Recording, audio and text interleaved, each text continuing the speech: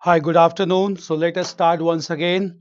So we were discussing about the religion of Jainism, and in this religion of Jainism, we discuss about the philosophy of Jain religion, given by the Jain Tirthankars along with Vardhaman Mahavir, who is given credit for establishment of Jain religion.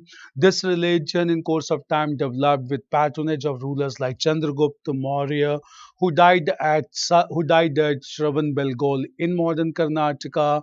Thereafter, two Jain councils were held, first one at Patliputra, the second one at Vallabhi in Gujarat, that led to compilation of sacred texts of Jain religion. This sacred text being known as 12 Ang. Clear? Jain religion has always been a very pious religion and based on five major principles. These five principles are: do not commit violence, do not speak lie, do not steal, do not acquire property, and observe brahmacharya or continence. Clear? The three major jewels of Jain religion is right belief, right knowledge, and right action. And we had discussed some philosophies like philosophy of Anekantavad, the philosophy of interaction between Jeev and Ajeev, in order to understand the functioning of the universe. All this we had discussed. Now, coming to clear, there are some major pilgrimage sites of Jain religion in India. We'll come to these pilgrimage sites, some of them in news also these days. We'll come to all those pilgrimage sites as well. Clear? All the sites related to Jain religion. First of all, we'll discuss about an important site known as Samed Shikhar, which is located on Parasnath Hill in the district of Giridih in Jharkhand. Clear? So, first major site that is in news these days is a site of Samed Shikhar on Parasnath Hill, which is located in the region of Giridih in modern Jharkhand. Clear? Now, what is the news? What is the development? Clear? The reason is that Parasnath Hill is also the highest peak of hill of the highest peak of the Jharkhand state. Clear? So it is almost more than 13 kilometers on top of the sea level, and it is known as the highest mountain peak of Jharkhand. Clear? This Parasnath Hill, which has Samed Shikhar, it is believed that out of 24 Tirthankars, 20 Tirthankars attained supreme knowledge or moksha at Parasnath Hill in Giridih region of Jharkhand. Clear? At the same time, the government of Jharkhand, the Department of Tourism in Jharkhand, has declared the Parasnath Hill to be a tourist spot. Clear? This is not acceptable to the Jain community because they realize that large number of tourists coming to Parasnath Hill will destroy the natural habitat of Parasnath Hill, which is an eco-sensitive zone. Clear? So Jain community believes that Parasnath Hill is an eco-sensitive zone. By declaring this as a tourist spot, it will destroy the natural habitat of Parasnath Hill, and which goes against the sentiments of Jain religion. Clear? This is not a new conflict. We must know the conflict over Parasnath Hill. This hill has been named after the 23rd Tirthankar, Parshvanath from Banaras. Clear? This conflict over Parasnath Hill in British period also took place between the Jain community and the Santals. Clear? Both of them had their own claim over Parasnath Hill. Clear?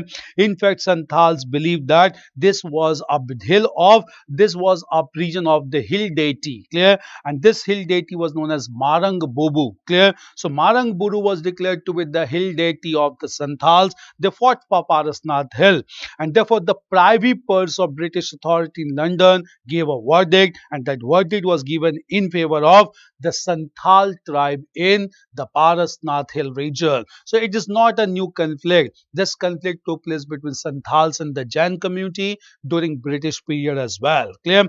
So at the same time, clear, this conflict continues, and then Jain community wants that Parasnath Hill must not be declared as tourist spot by by government of Jharkhand, as here it is a very sacred site because 20 out of 24 Tirthankars attend their moksha at Parasnath Hill. Clear?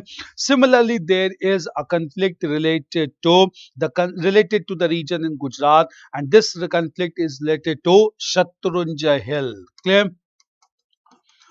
Shatrunjay Hills is located in the district of Palitana in Gujarat. Clear? And what is the issue here? Clear? Because in this region there is the marble carving representing the feet of Lord Adinath. Clear? Adinath was the first Jain Tirthankar. Clear? So Adinath is also known as Reshavnath, and here there's a marble carving representing the feet of Lord Adinath. Clear? But at the same time, there are news that the image of this stone or marble carving is being vandalized by the people, and in fact government of Gujarat also want to declare Shatrunjay Hill for mining and commercial activities. Clear? This is opposed by the Jain community who want the region to be promoted as a pure pilgrimage site for Jains rather than to be used for mining and illegal commercialization. Clear? This has resulted into huge amount of conflict related to Samed Shikhar and Shatrunjay Hills. Clear? Shatrunjay Hills. Clear? Parasnath and Marangpur same or different? Normally, Santals claim that the Parasnath hill is basically the Marangpur, that is the hill deity. Clear? At the same time, clear? Meanwhile, clear? Shatrunjay Hills is important because the first Jain Tirthankar Adinath, he attained Keval at Shatrunjay Hill, and it is considered to be highly important for Jain religion. Clear? So this is very important one. Clear? Now these two sites or Jain sites are in news, but apart from this, other major sites of Jain religion in India are: number one, first major site is the site of Dilwara temples. The site of Dilwara temples at Mount Abu in Rajasthan. At Mount Abu in Rajasthan, and most of these temples has been constructed in the form of houses, and therefore this is known as Gharbandi style of temple architecture. Clear? So Gharbandi style of temple architecture is largely followed at Dilwara temples in Mount Abu, Rajasthan. Clear? At the same time, there's another temple for Jain religion known as Ranakpur temple, again in Rajasthan, region of Ranakpur, Rajasthan. At the same time, we have Palitana temples in the region of Gujarat. All these are considered to be very important is pilgrimage site for Jain religions. Clear? Moreover, Jain religion is also marked by two other sites, and these two sites are Udaygiri caves,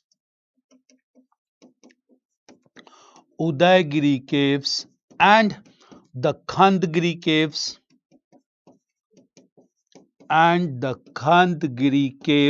Found in Odisha, which are important for promotion of Jain religion, because Jainism was promoted by a very important ruler of Odisha, Kharvel, who constructed the caves at Udaygiri and Khandgiri, which is located not far away from Bhubaneswar. Clear?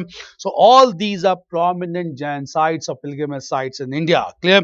Apart from this, there's one other site, and that site is Shravan Belgol.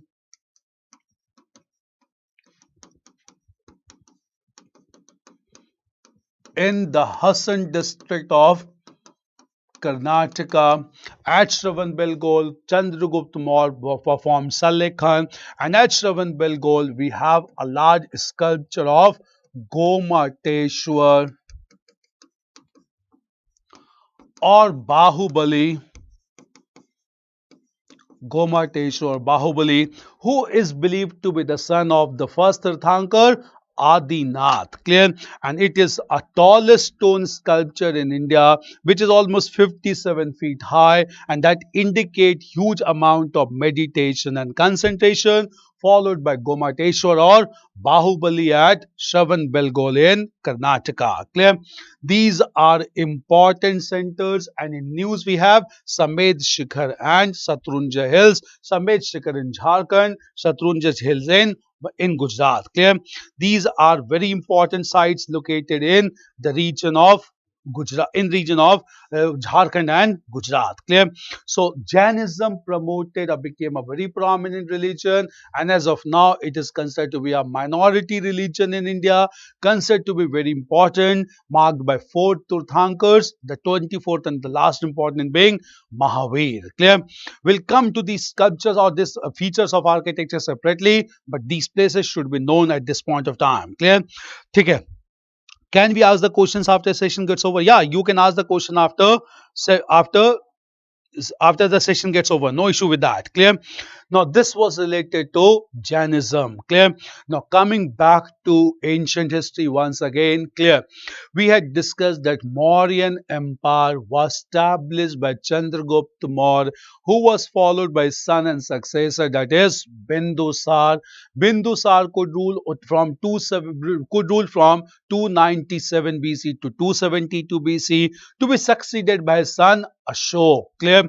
Ashok assassinated his brothers before coming to power. He came to power in 269 BC and proved to be the greatest monarch of ancient India. Clear? Ashok is remembered as a very powerful ruler because Ashok conquered Kaling, modern Odisha, in his ninth regnal year, which is mentioned in his 13th major rock inscription. Clear? In fact, Ashok became the first ruler of India to talk to his subject directly with his inscriptions. Clear? Ashok got large number of rock inscriptions inscribed in Brahmi script and Prakrit language, and these inscriptions are broadly divided into 14 major rock edicts, 14 minor rock edicts, and the 7 pillar edicts. Clear?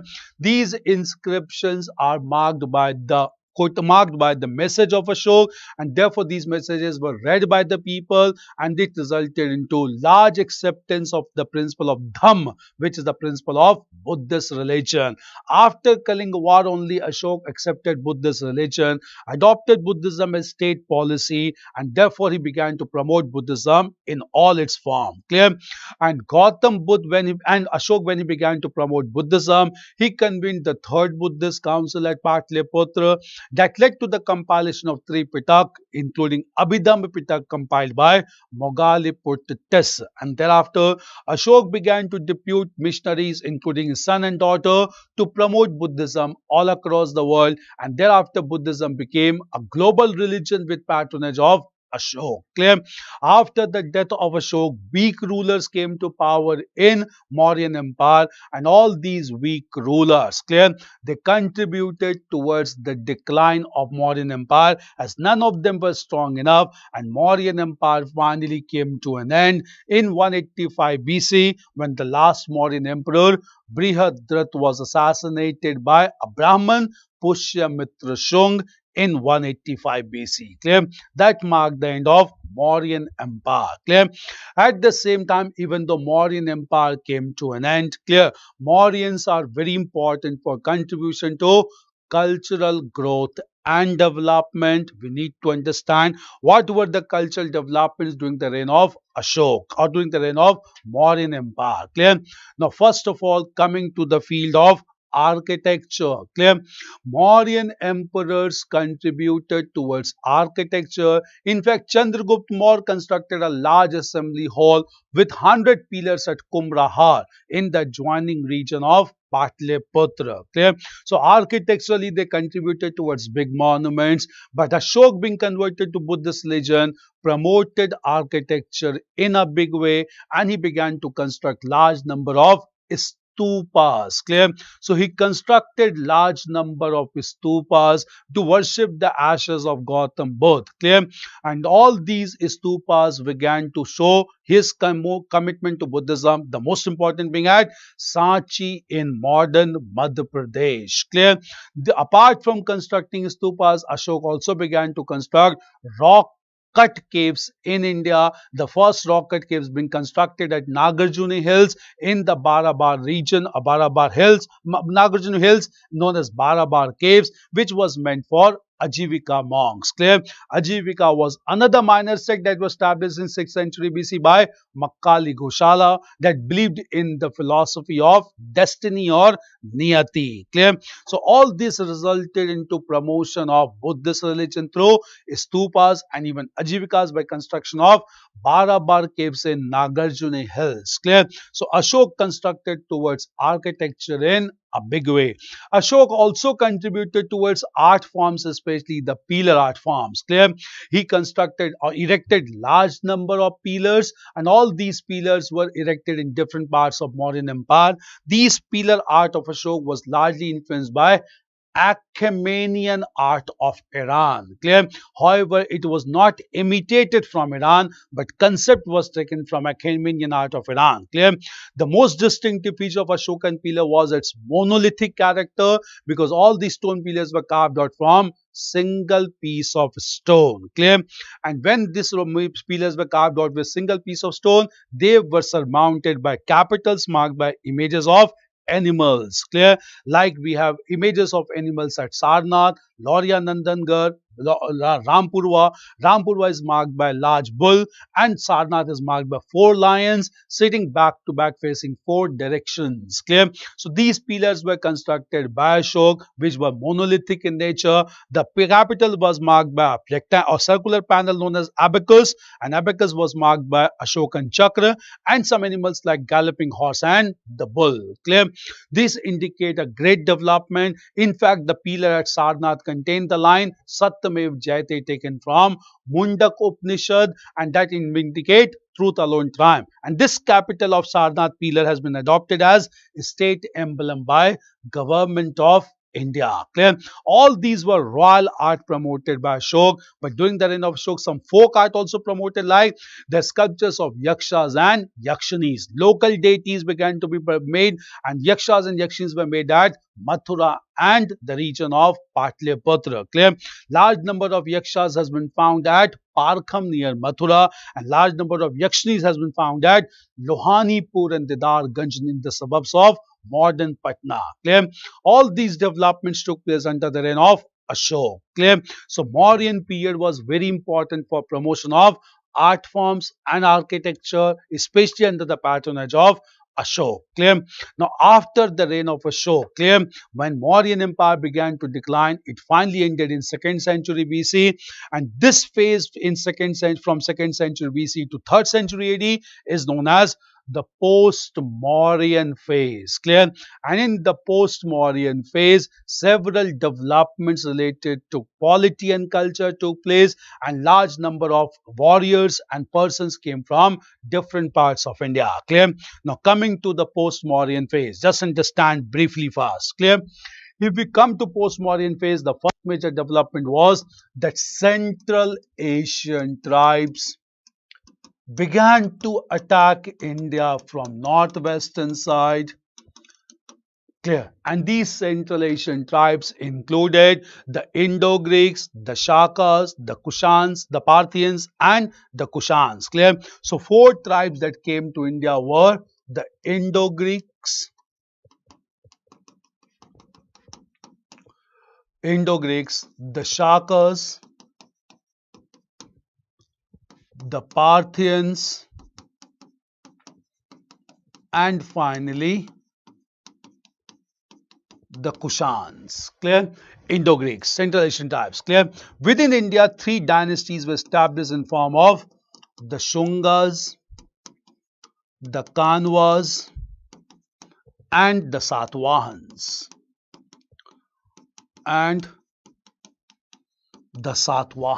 Clear? Shungas in eastern India, Kanwas in central India, Satvahans in the region of Deccan. Clear?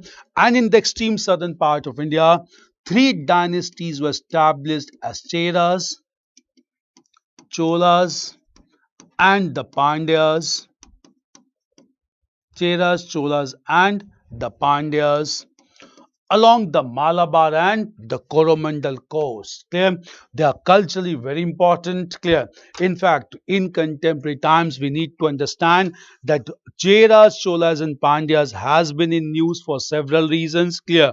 And these reasons can be that Cheras, Cholas, and Pandyas promoted healthy trade relationship with Indo or with the Roman Empire. Before we come to that, clear? First of all, we need to understand. Clear? I'll take few of your questions first of all here. Was Gomateshwar Bahubali or Tirthankar? No, he was Bahubali. He was known as Bahubali because of his strength. Clear. He was not a Tirthankar. He was the son of the first Tirthankar, Adinath or Reshavnath. Clear. With respect to what is Dhamma Mahamatras? Clear.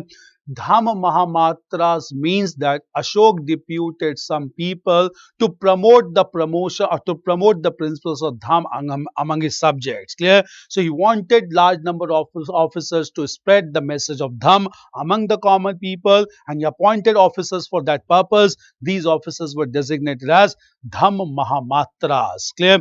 In fact, Ashok even organized Dham Yatras, whereby he visited several areas in order to promote the principle of Dham, in order to unify heterogeneous areas under homogeneous political identity. Clear?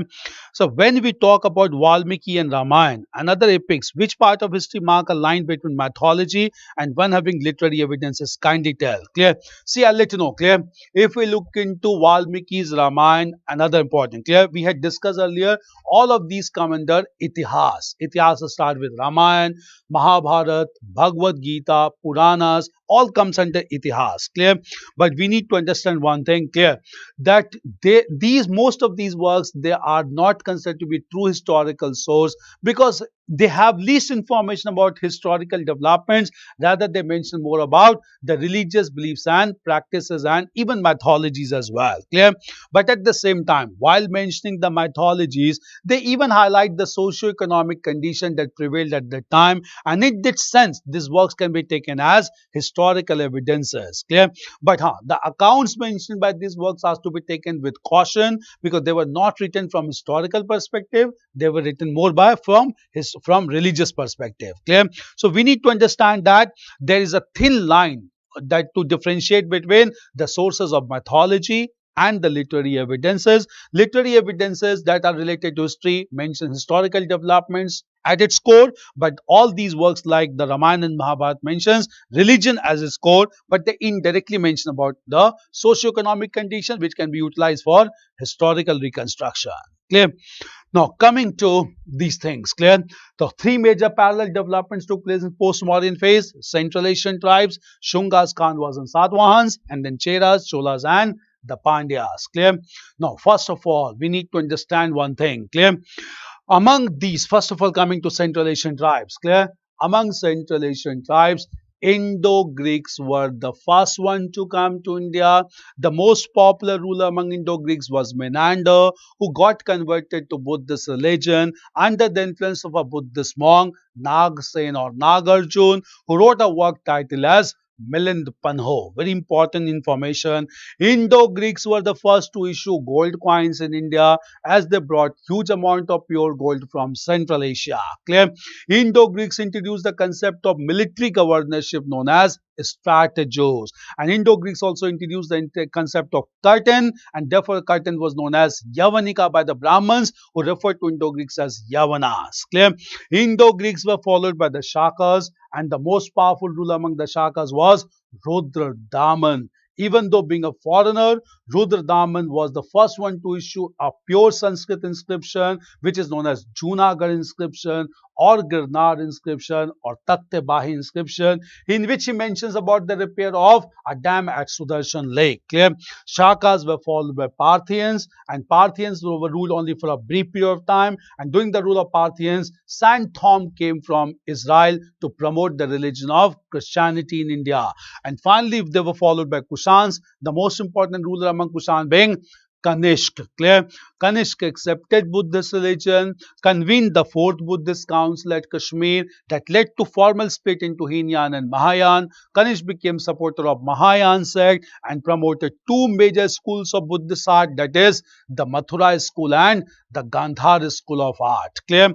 In fact, the first human image to be worshipped in India was of Gautam Buddha at Mathura, and at Mathura we also have a stone statue of Kanishk herself, even though it's a headless statue, but in the near or at the lower end, the name of Kanishk is mentioned in the name plate. Clear? This was related to Kushans. Clear? Now coming to Shungas, Kanwas and the Satvahans, the dynasty of Shungas was established by Pushyamitra Shung, who revived the Vedic culture by performing Vedic sacrifices like Ashwamedh. Clear? And Kanwas also supported Brahmanism, and during the rule of Vasudev, a very prominent Greek ambassador, Heliodorus, came to the court of Kanwa ruler, and Heliodorus erected a stone pillar at Besnagar, Vidisha, in which he mentions about the worship of Lord Krishna. In fact, Besnagar inscription, also known as Garud Dhwaj, is the only archaeological evidence to show the worship of Lord Krishna in India. Clear? And at the same time, Satvahans. Clear? Satvahans was founded by Samukh Satvahan, but the most powerful ruler among Satvahans was Gautami Putra Shatkarni, who is known through an inscription known as Nasik inscription written by his mother, Gautami Balashri. Clear? Gautami Putra Shatkarni defeated adjoining rulers including Shakas as well and established a strong rule over large parts of Deccan. Clear? Satvahans started from the western coast of India, and Satvahans reached up to the eastern coast, up to Dharni Coast on the Andhra coast of South India. Clear? And Satvahans maintained huge control. Satvahans contributed towards art forms, architecture, even language and literature. And Satvahans were very tolerant towards even Buddhism and Jainism. We'll come to that development. Clear?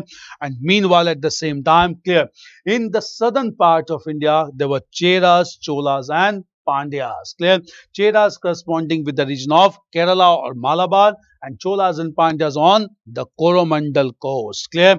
And the most important part of this was that these dynasties established healthy relationship with the Romans and promoted maritime trade. Clear? In fact, these dynasties became highly prosperous due to prosperous trade with the Roman Empire. Clear? Now coming to them. Clear? Pandyas were the most prominent among them. They convened three assemblies at Madurai and Kapatpuram that led to compilation of a rich Tamil literature known as the Sangam literature. Clear? So rich Sangam literature was compiled at this time, and with Sangam literature we come to know about the polity, society and economy of these three kingdoms, that is Cheras, Cholas and the Pandyas. Clear? Now we need to understand what were the major developments. Clear? Now coming to them recently, some recent developments has taken place, and what is this recent development? Clear? There is a site which has been found known as Porpanai. Clear? There is a site which has been found as Porpanai Kotai. Porpunai Kotai site. Clear? This Porpunai Kotai site has been found in the southern part of India, where a gold stud has been found, a bone point has been found. Clear? And all this belong to Sangam age. This age. Clear? This belonged to Sangam age. Clear? And Sangam age started from 300 BC to 300 AD. Clear? This excavating site also provide a burial site and a fort area. Clear? So all this indicate a great development, and moreover, clear, the discovery of bone point tools indicate that Ponpanai was a site of weaving industry. Clear? So it was a site of weaving industry, which can be accepted because cotton was produced by the people of Sangam age, and cotton was exported even to the Roman world. Clear?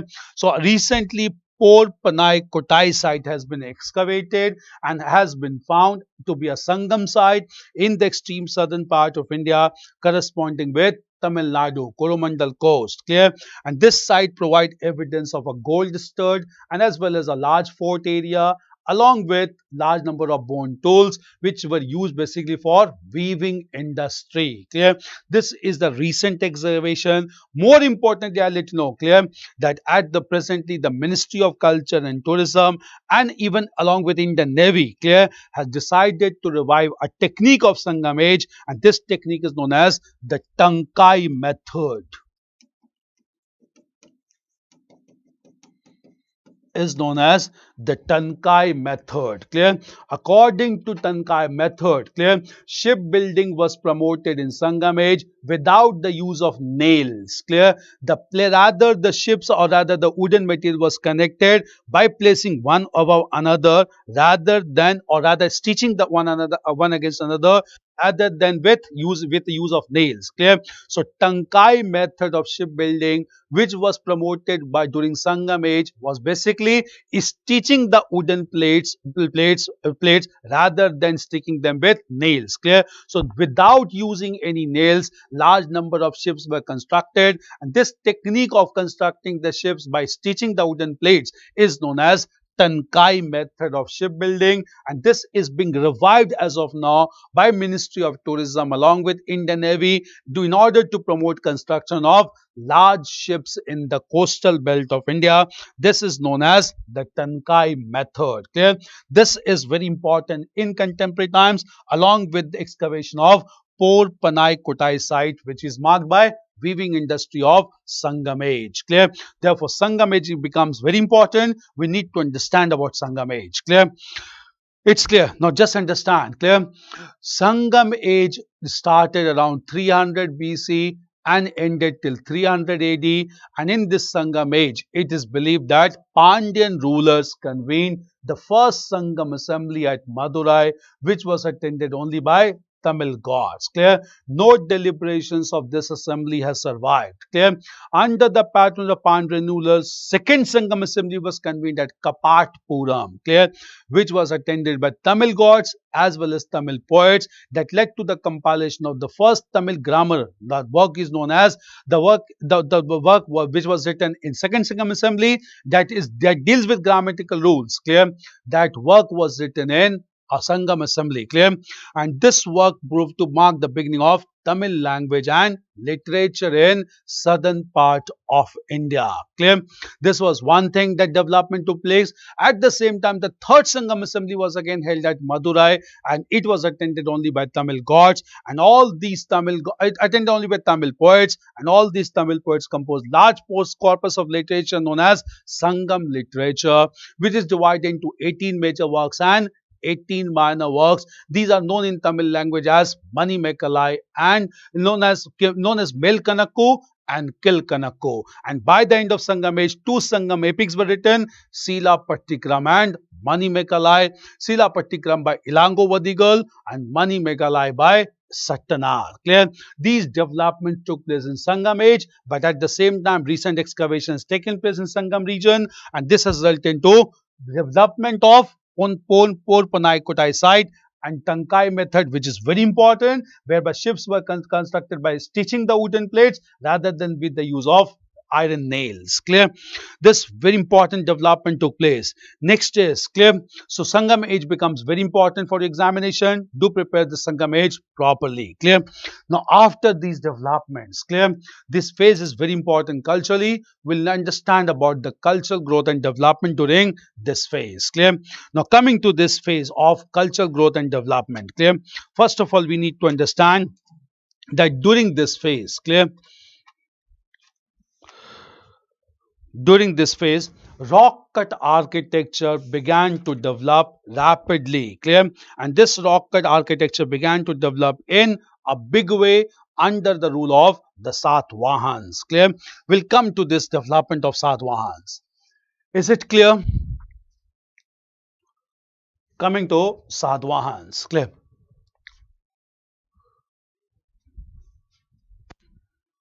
Satvahans. Now just understand, clear?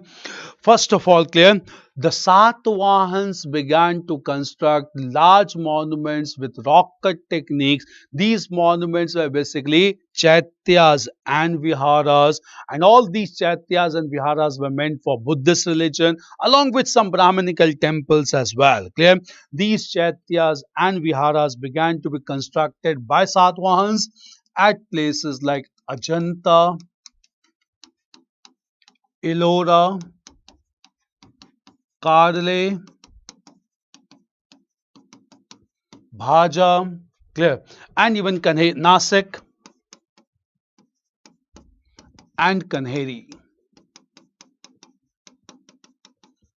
Nasik and Kanheri, clear? Nasik and Kanheri. All these basically chaityas and viharas were constructed at these places, and they marked a huge amount of architectural merit because large boulders of stone were carved out to create spaces within the rock, and that resulted into chaityas and viharas. Chaityas are places of worship. Viharas are basically resting places for Buddhist monks. Clear? These were constructed under the Satvahans. Clear?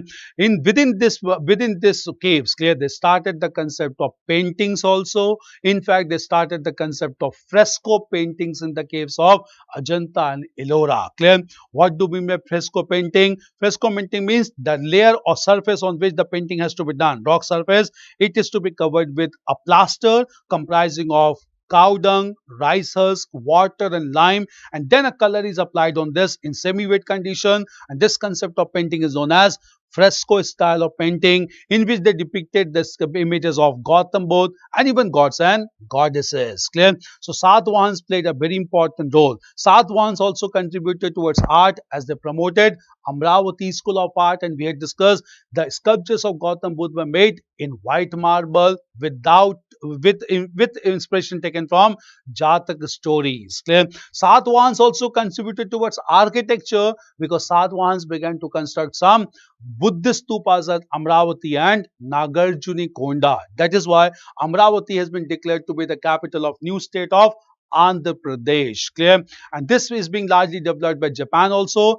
just because of Buddhist affiliation. Clear? So these developments began to take place at Amravati and Nagarjuni Konda. Clear? So all these developments began to take place. Clear? Or they began to take place in this way. Clear? So this was basically promotion of artistic development under the Satvahans. Clear? Under the Satvahans.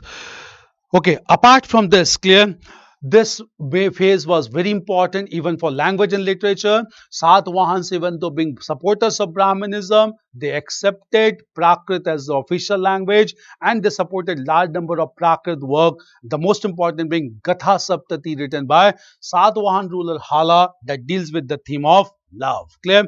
These developments took place in the post-Mauryan phase under the Satvahans. Clear?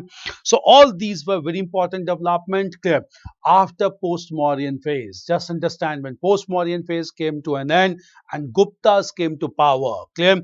Post-Mauryan phase came to an end around 3rd century AD. There were phase of political instability and chaos in the northern part of India, and ultimately it was ended by Gupta rulers in the beginning of 4th century AD, and Gupta dynasty was established. Clear?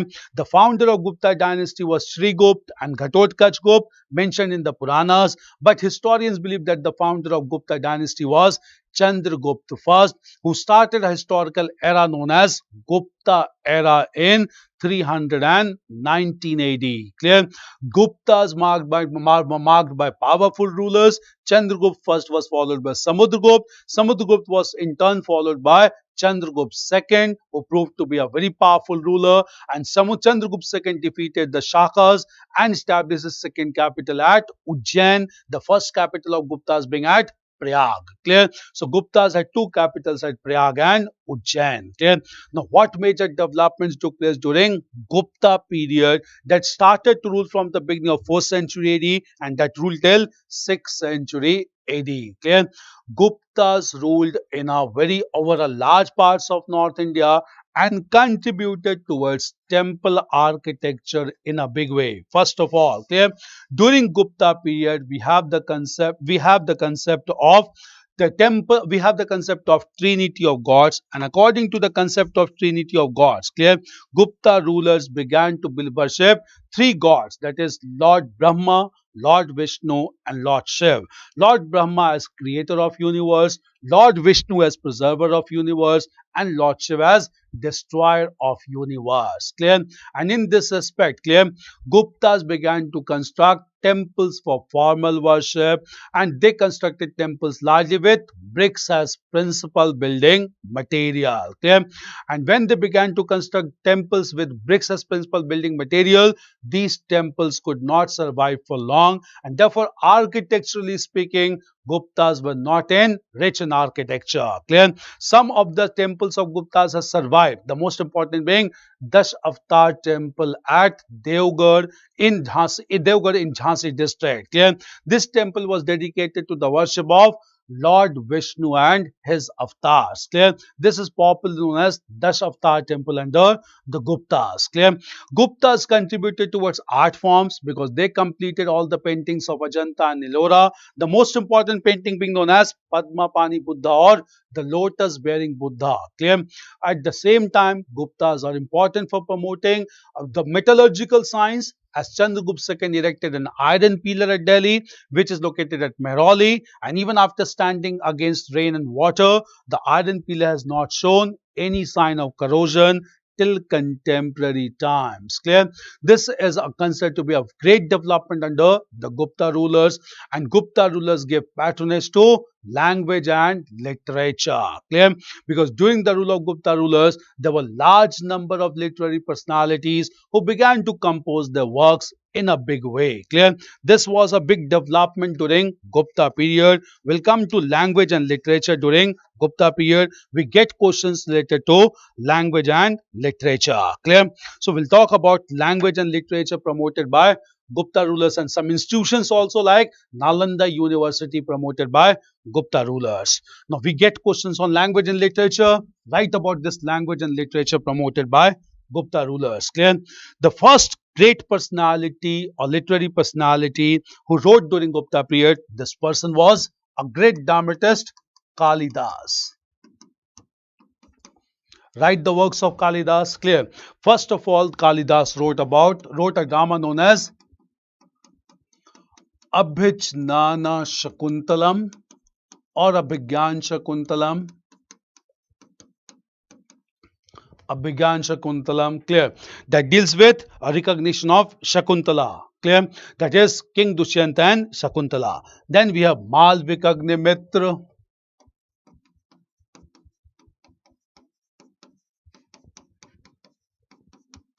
That deals with Shunga ruler, Agnimitra and Malvika. Then we have Vikram Urvashi.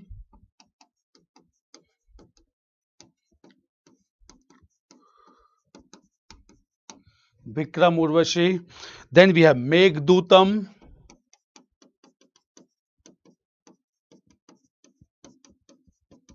We have Meghdutam. Then after Meghdutam we have Raghuvamsh.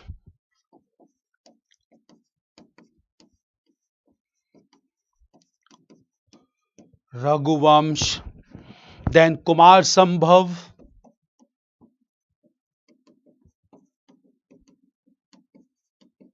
Kumar Sambhav and Ritu Samhar.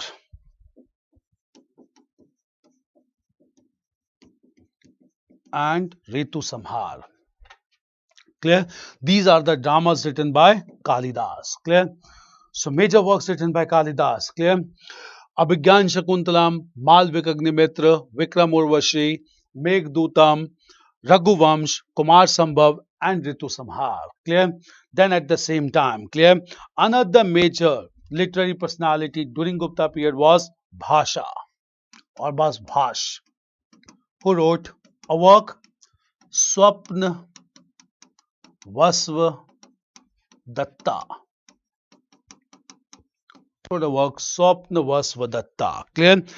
Vasvata. Clear? This was another work written at this time. Clear?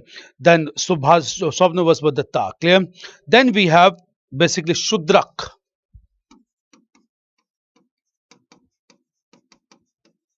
Right, all the works written in ancient India, the works are important. Shudra wrote Mrich Katika.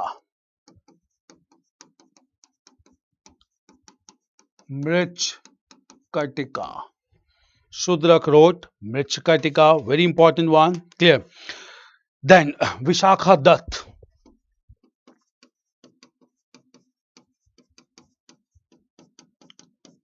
Clear. Write all the works of ancient India. It's important. Clear. Vishakha Dutt. He wrote Mudra Rakshas. They normally give you to match Mudra Rakshas and Devi Chandraguptam.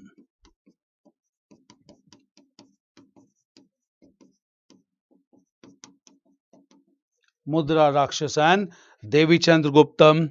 Then we have Bhavbhuti.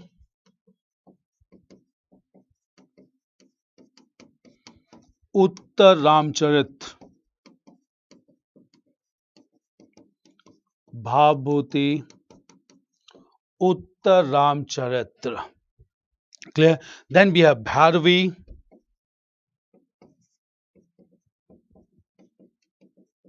Bhairavi. Kiratarjuniam.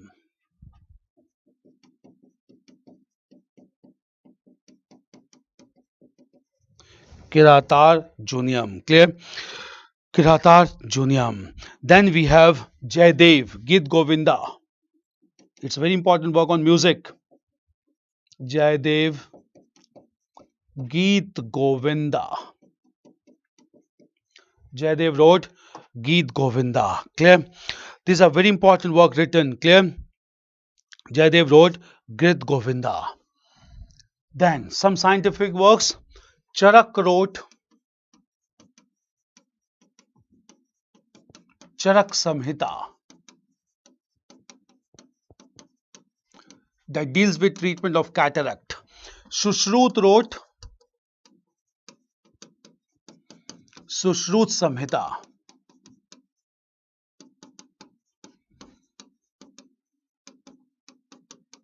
Sushrut Samhita. Clear?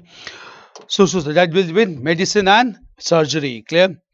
Then Vishnu Sharma wrote Panchtantra.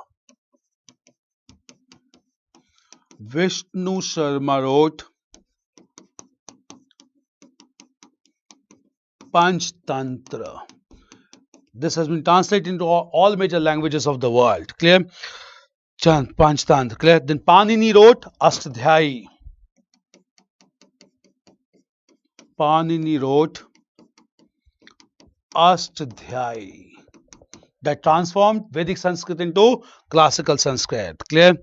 Panini. Clear? These are some major works to be known, and these are very prominent works written largely during Gupta period. Clear? Now, at the same time, clear, all these developments took place in Gupta period, and they contributed significantly towards art forms, architecture, language and literature, and some scholars even believe the Gupta period to be the golden period of ancient India. Clear? So these were major developments that took place. Now coming to after this, clear, Gupta dynasty came to an end around 6th century AD, and again a political vacuum existed in the northern part of India. Clear? When political vacuum existed in northern part of India, at the same time, clear, the major developments related to history and culture took place in Deccan and South India. Clear? And in Deccan and South India, there was two dynasties established in 7th century AD. These two dynasties were Chalukyas and the Pallavas. Clear? Now coming to Chalukyas and the Pallavas. Clear? First of all, we need to understand. Clear? Satvahans ruled over the region of Deccan till 3rd century AD. When Satvahans declined, the Deccan began to be dominated by the forest tribes. Clear? And these forest tribes were these forest tribes were known as Kalabhras. Clear? Nothing is known about the Kalabhras, and therefore this phase is known as dark phase. Kalabhras dominated the Deccan region for 300 years, and by 6th century AD, Kalabhras came to an end, and in Deccan, two contemporary dynasties of Chalukyas and Pallavas were established. Clear? When the dynasty of Chalukyas and Pallavas were established, these dynasties began to fight against each other in order to mastery the Krishna Tungabhadra Doab region and at the same time Krishna Godavari Delta region. Clear? First of all, we'll discuss the major timeline of this conflict and then the cultural contributions of the Chalukyas and the Pallavas. Clear? First of all, clear? As far as the dynasty of Chalukyas is concerned, it was founded by Pulakeshin first. Clear? So Pulakeshin first was the founder of Chalukyan dynasty with its capital at Badami or Vatapi located in Karnataka. Clear? On the other hand, the dynasty of the Pallavas was founded by Mahendra Varman first. Clear? With its capital at Kanchi or Kanchipuram, presently located in Tamil Nadu. Clear? However, the most powerful ruler among the Chalukyas, this powerful ruler was Pulakeshin II. Clear? And this person, Pulakeshin II, wanted to have control over large parts of Pallava territory, and Pulakeshin II led political expeditions against the Pallavas. Clear? Pulakeshin II defeated the Pallava ruler Mahendra Varman first and took away large areas. All these informations are mentioned in his inscription known in his biographical inscription known as Ayol inscription written by his court poet Ravi Kriti. Clear? At the same time, Pulakeshin II also defeated Harshvardhan, the ruler of North India, on the banks of river Narmada.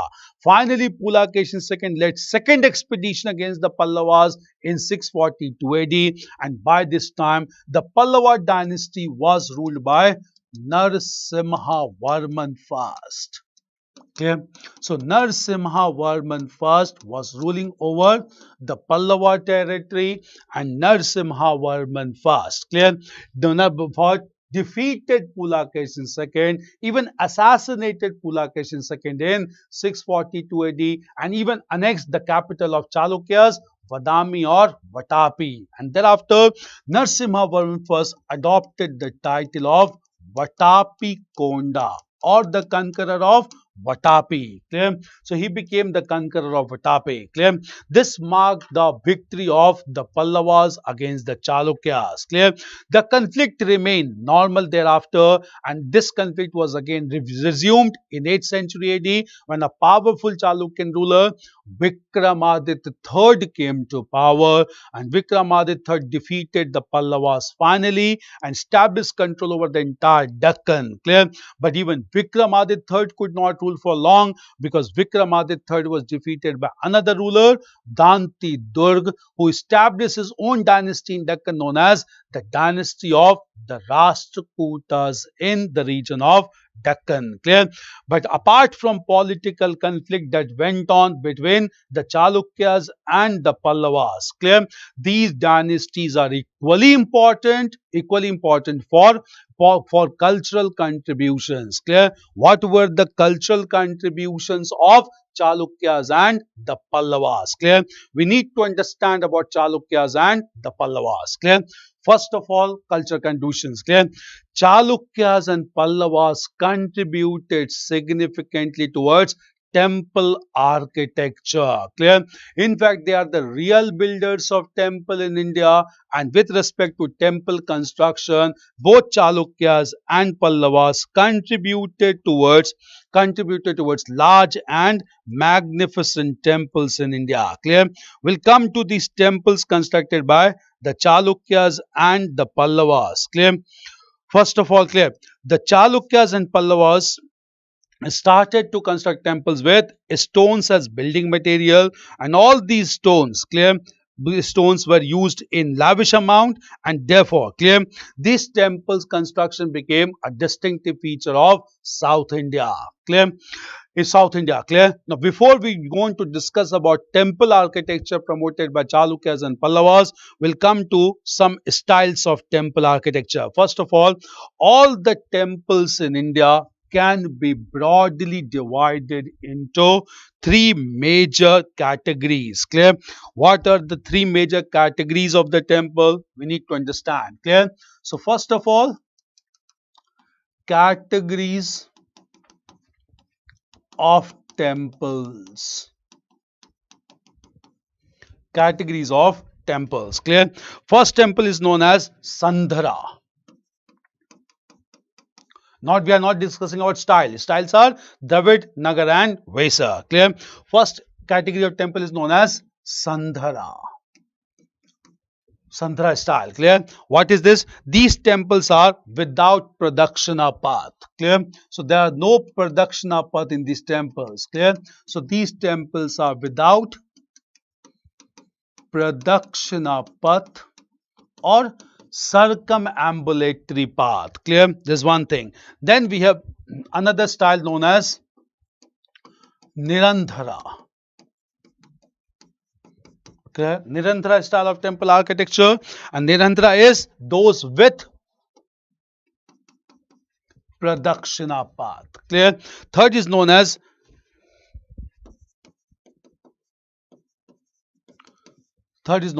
Sarvatobhadra temple. Sarvatobhadra temple, and these temples are clear that could be accessed from all sides. Accessed from all sides. So all the temples are classified into three categories. Clear? Three categories. These temples are known as Sandhara temple without pradakshina path, Nirandhara with pradakshina path, Sarvatobhadra, that is temple that can be accessed from all the sides. Clear? Now with this concept clear, first of all we'll understand what were the examples of this temple. Clear? We had discussed about Dashavatar temple. Dashavatar temple was found in the region of Devgarh in Jhansi. This temple was basically marked by worship of Lord Vishnu and his avatars. Clear? This temple is built in stone and bricks, but very less stone has been used. Largely the bricks has been used. Clear? And at the same time it is of Sarvotra Bhadra type of construction. Clear? So example of Sarvotra Bhadra kind of temple is the temple known as the Dashavatar temple at Devgarh. What do you mean by Dashavatar temple? The temple can be accessed from all the sides. Clear? And it was constructed by the Gupta rulers. Clear? Then we have another temple. Clear? And this temple is known as the Nachna Kuthara temple. Clear? So another style is known as the Nachna Kuthara temple, which is found in Panna in modern Madhya Pradesh. It was also constructed during Gupta period. Clear?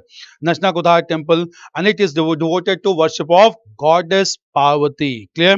And it has Chaturmukhi Ling Shiv temple. Clear? Which has a large ling with 4 faces. Clear? So Chaturmukh temple. Clear? This basically Nachna Kuthara temple at Panna in Madhya Pradesh. Clear? This was a temple with pradakshina path. Clear? So it's Nachna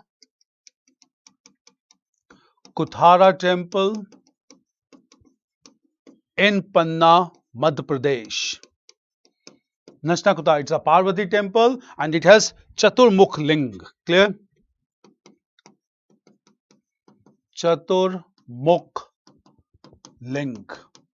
Large ling with 4 faces. Chaturmukh ling. Clear? Then we have basically another temple known as Udaygiri temple in Vidisha. Clear?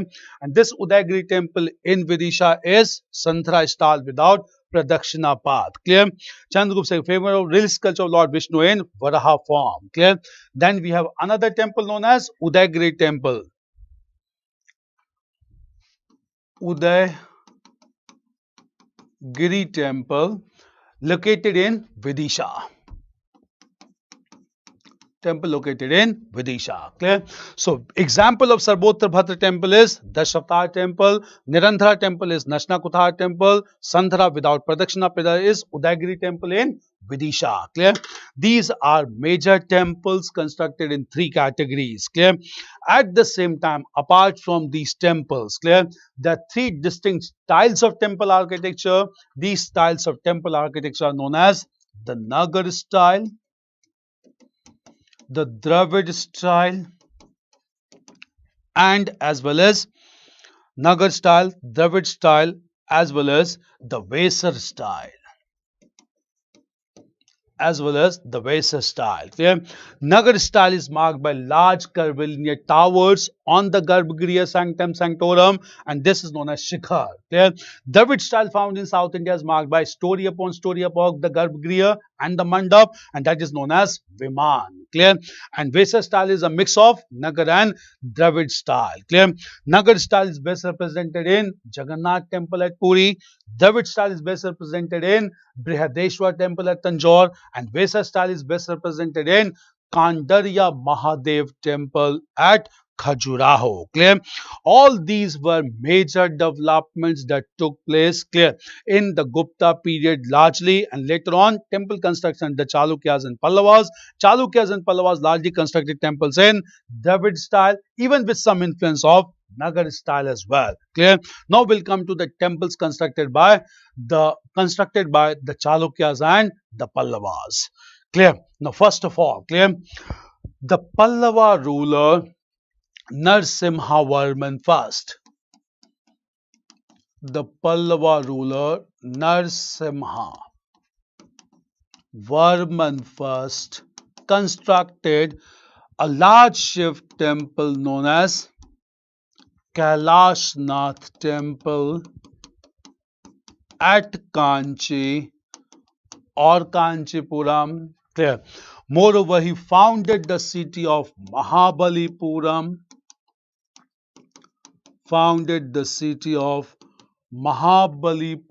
Where he established the Shore temple, constructed the Shore temple, and the Seven Rath temple,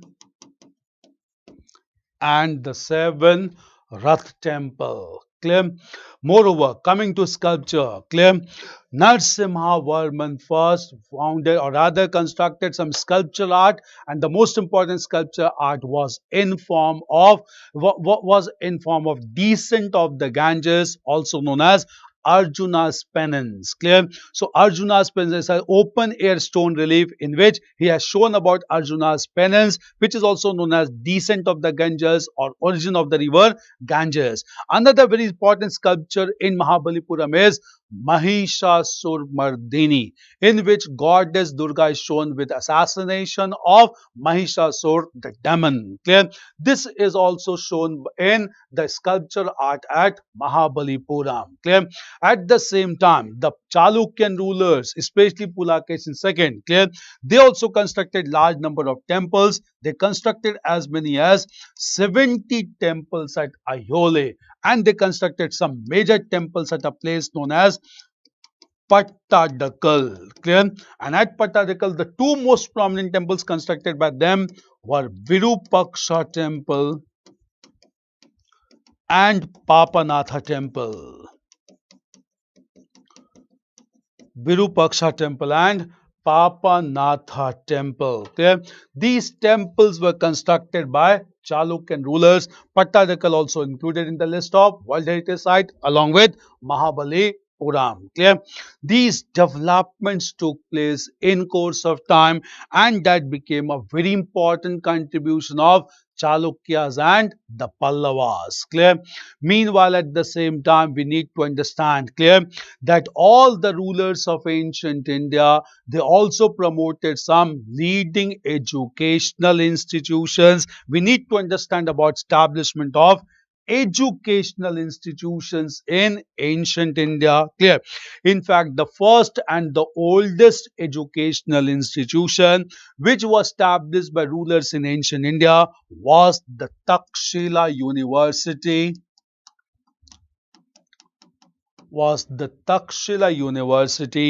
This university was presently located in Pakistan, and it was basically known as large seat of ancient learning.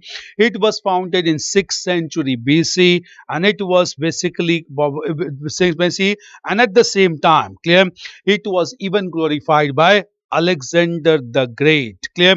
Meanwhile, this university was known for promoting the science of Ayurveda, grammar, philosophy, and at the same time produced some great alumni like Chanakya, clear, who became a graduate in political science from Takshila University, clear. Apart from Chanakya, clear, other great alumni of Takshila University were Jivak, the great physician of Bimbisar, then Panini, then Charak, and Vishnu Sharma. We had discussed about all these personalities. They were all associated with Takshila University. Clear? So Takshila University was established in 6th century BC, was glorified even by Alexander the Great, who invaded India in 326 BC. It provided studies related to philosophy, grammar, Ayurveda, and even at the other disciplines. Clear? And there were large number of alumni from this university like Chanakya, Jivak, a physician, clear. Then Panini, who was a great grammarian who wrote Ashtadhyayi, clear. Then Charak, Charak Samhita, and then Vishnu Sharma. And Vishnu, who wrote Panchtantra. So all prominent ones being studied at Takshila University, founded in 6th century BC. Clear? Next major university which was established in ancient time was Nalanda University. Clear? Nalanda University was founded in 5th century AD, and it was founded by Gupta ruler Kumar Gupta. Clear? Nalanda University was established to promote teachings related to Buddhism. Clear? And this university was considered to be a very prominent one even among outside scholars as well. Some scholars from China came to study in Nalanda University, and these scholars included Fahian and Huansang, who came to study Buddhist scriptures at Nalanda University. It was a residential university. This university introduced the concept of entrance examination known as Dwar Pariksha. All these were very important developments at Nalanda University. This university, clear, had a very rich library, and this university was destroyed by Bakhtiyar Khalji in 12th century AD, and he set the whole university on fire. That resulted into destruction of Nalanda Mahavihar. Clear? Next university to be established in ancient India was Vikramshila University. Vikramshila University. It was established by Pala ruler Dharmapal to promote the Vajrayana sect of Buddhist religion. It also attracted scholars from different parts of the world. Even at the same time, scholars from Tibet and other part came to study in this university, and this became a very prominent institution in eastern part of India. Apart from all these universities, there were other universities established in ancient India. These universities included basically Jagdallah University. Jagdallah University established in Bengal. Jagdallah University established in Bengal. Then Odantapuri University in Bihar, the region of Bihar Sharif. Bihar, clear. Then Somapura University. Somapura University in present Bangladesh. Somapura University, present Bangladesh. Clear? From Bangladesh. Clear? These were all 5 Mahavihars. Clear? So along with Nalanda University, along with Vikramshila University, these 3 were also counted at 5 Mahavihars in India. Clear? So there were 5 Mahavihars in India, and all these 5 Mahavihars contributed towards learning in ancient India. Clear? Apart from these 5 Mahavihars, so 5 Mahavihars, this one along with Nalanda in Bihar and Vikramshila again in Bihar. Clear? So these 5 are known as Mahavihars.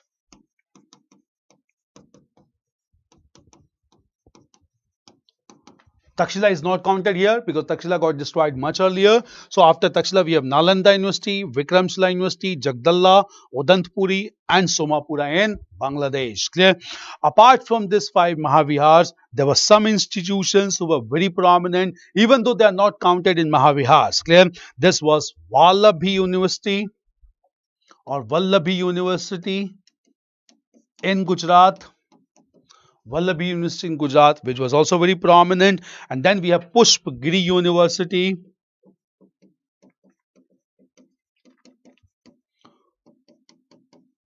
Pushpagiri University in Kaling, Odisha.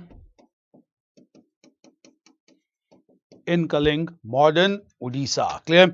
So these were prominent institutions established by rulers at different points of time. Five Mahavihars along with two other, Vallabhi in Gujarat and Pushpagiri University in Kaling region. Clear? And all of them promoted Brahmanical learning, some secular studies, some Buddhist learning, some at the same time Jain religion like Vallabhi in Gujarat. Then Pushpagiri University in Kaling also promoted Jain religion. Clear? So if you come to religion wise, Nalanda was for Buddhist religion, Vikramshila was also for Buddhist religion, Jagdallah in Bengal for Buddhist religion, Odantpur in Bihar for Buddhism, Somapura in Bangladesh was basically meant for Buddhism, Jainism both, Vallabhi in Jainism, Pushpagiri in Jainism. Clear? So very prominent institutions established during ancient times in different parts of India at different points of time. Clear? So all this resulted into promotion of language and literature as well. Clear? Meanwhile, at the same time, clear, when all these universities were established and developments were taking place, clear, finally after Gupta period, political fears of chaos existed in entire North India for 100 years. By the beginning of 7th century AD, North India again began to be unified. Clear? And this unification in North India began to be done, clear, by a powerful warrior, and this powerful warrior was known as Prabhakar Vardhan, who established his own line of dynasty known as known as Pushya Bhuti dynasty with its capital Pushya Bhuti dynasty with his capital at Thaneshwar in modern Haryana. Clear? But the most powerful ruler of Pushya Bhuti dynasty was his second son,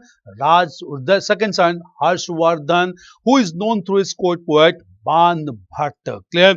Harshvardhan initially was follower of Brahmanism. He was a great devotee of Lord Shiv and had close relationship with two supporters of Lord Shiv, that is Shashank of Bengal and at the same time Bhaskar Varman of Assam. Clear? Harshvardhan, when he began to rule, at this time only, Yuan Sang came to study at Nalanda University, and under the influence of Yuan Sang, Harshvardhan left Brahmanism, accepted Buddhism, and began to promote Buddhist faith. Clear?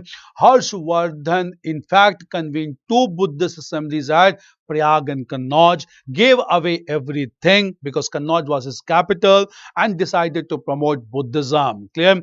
At the same time, clear, Harshvardhan gave 200 villages in grant for the maintenance of Nalanda University, and he became a great supporter of Buddhist faith. Just because of this, he offended Shashank, who was still devotee of Lord Shiv, and Shashank destroyed the Bodhi tree at Bodh Gaya, under which Gautam Buddha attained enlightenment or supreme knowledge. Clear?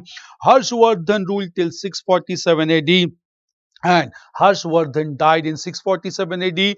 Again, North India plunged into crisis, and thereafter, clear, for 100 years, no major development took place in the northern part of India, and therefore, in this phase, clear, in 100 years, clear, a major political crisis continued till the middle of 8th century AD.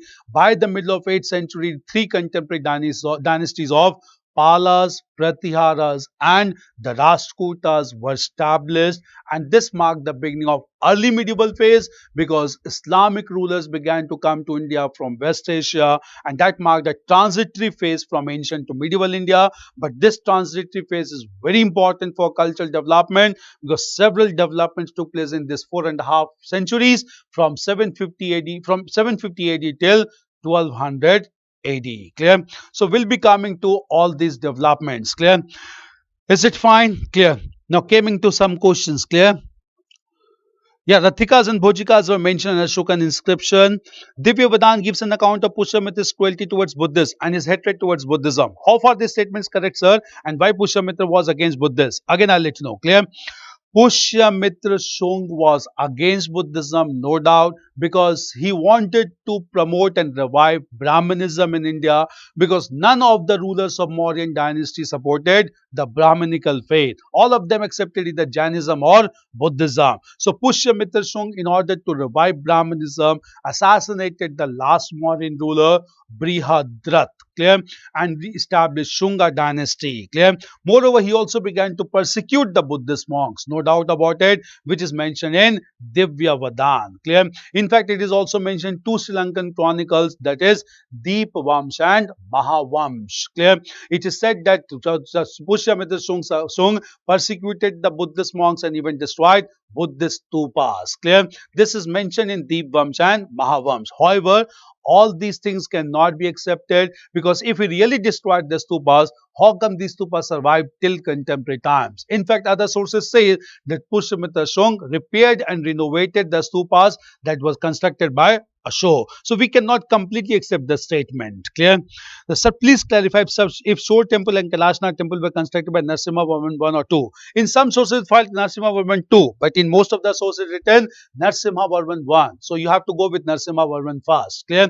Narasimha Varman first constructed the Shore Temple and Kailashnath Temple at Kanchi or Kanchipuram. Is it fine? Clear? See, I need to be a bit fast because it's a crash course. We need to cover many areas, clear? But at the same time, clear? I'll try to moderate. No issue, clear? Now, apart from this, this was all about developments. Now, we went with dynasties, we went with rulers, we had discussed about major developments, cultural developments, clear? But since we all know, just understand, by this time you must have a skeleton in your mind, clear? Since we know ancient India is very important, we get questions in ancient India from different developments, clear? Now we need to elaborate on major cultural facets of ancient India right from the very beginning, and we need to discuss about art, architecture, sculpture, literature, and even performing arts in ancient India, clear? So we need to discuss them quite elaborately, because you get questions on cultural dimensions, clear? So I'll repeat, just to recapitulate once again, I'll repeat, clear? Prehistory is marked by Paleolithic, Mesolithic, and Neolithic cultures, depending on use of stone implements by the people. For your coming examination, the important thing is that from Mesolithic phase, a new culture developed in the southern part of India known as the megalithic culture. Megalithic culture because some new excavations has taken place in India that mentions about megalithic sites in southern part of India. Maximum number of megalithic sites found in Karnataka, but recently, clear, some sections in Telangana has been demanding UNESCO tag for Murmudu village, a village marked by menhirs or megalithic site. Clear? Prepare this thing. At the same time, clear, when we move from prehistory, we come to proto-history, which was marked by Indus Valley civilization. In Indus Valley civilization, there were large number of artistic materials found, even large remains of big buildings has been found. We had discussed about the buildings, the drainage pattern, the city planning, which has to be done. At the same time, the seals, clear, and most importantly, the images, the sculptures like bearded man, male torso, bronze dancing girl, then we have unicorn, then Pashupati Mahadev, then mother goddesses. Do prepare with this thing, clear? After Indus Valley, the literary tradition started, pure historical tradition began to take place, and it started with arrival of Aryans, and with arrival of Aryans, we start the counting of Hinduism and Brahmanism. We had elaborate discussion on the works related to Hinduism and Brahmanism, starting with Samhitas, then followed by Brahmanas, then Aranyakas, and then finally Upanishads or Vedanta. Clear? We had also discussed about other subparts as well. We had discussed about Vedang also, that is 6 angs of Vedas. We have discussed about 6 darshan, a school of philosophy also. One is school that is known as Charvak, as materialistic school as well. We had also discussed about major works of Brahmanism. All these things are very important to be known. After this, we also discussed about Buddhism and Jainism, the major philosophy. Then we had discussed Mahajanpas, among which Magad was the most prominent one, and Magad gave way to large empire known as the Mauryan Empire. Clear? Mauryan Empire continued from 321 BC till the end of 185 BC. The most important ruler being Ashok, who contributed towards Buddhism. Then post-Mauryan phase, Central Asian tribes, Shungas, Kandwas and Satvans in India, and Cheras, Cholas and Pandyas. Sangam is important because of new discoveries, especially Tankai shipbuilding method, which was followed in Sangam age under Cheras, Cholas and Pandyas. Do prepare. After this, it will mark the establishment of Gupta dynasty in North India. They were very powerful rulers, especially Samudragupta and Chandragupta II. And then we had Chalukyas and Pallavas in the Deccan, and at the same time, clear, in North India, it again led to establishment of kingdom by Harshvardhan. Clear? Now you have this idea, this sequence, this chronology is already there with you. Clear? Now, in order to summarize this, we'll have some chronology first of all, and then we'll come. Clear? So chronology starting. Clear? Prehistory, starting with prehistory. For your revision, it's important. Prehistory. Clear? It starts around 5 lakh BC and prehistory continued till 25 or till 2500 BC. Long period. Clear? Prehistory marked by Paleolithic, Mesolithic, Neolithic, and even Chalcolithic. Clear? Then we have proto-history, that is Indus Valley civilization from 2500 BC to 1800 BC. Then it began to decline. Then we have historical phase, or history starts from here. Arrival of Aryans. Clear? From 1500 BC, Indus Valley went on declining. 1500 BC till 600 BC. This marked the beginning of Brahmanism, Hinduism. Now, 6th century BC. 6th century BC, very important one. Second urbanization. Then we have Buddhism. Then we have Jainism. And even Ajivikas. Clear? 6th century BC. And from here, this is also known as Mahajanpadas, period of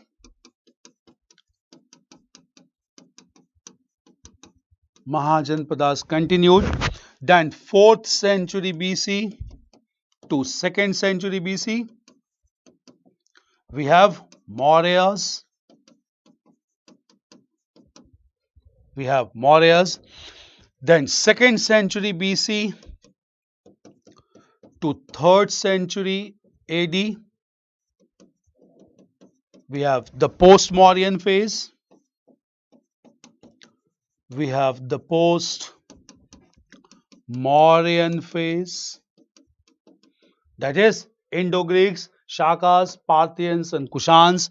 Then we have Shungas, Kandwas and Satvahans, and then we have Cheras, Cholas and Pandyas. Then 3rd century to 4th century, there was political vacuum. From 4th century AD to 6th century AD, period of the Guptas.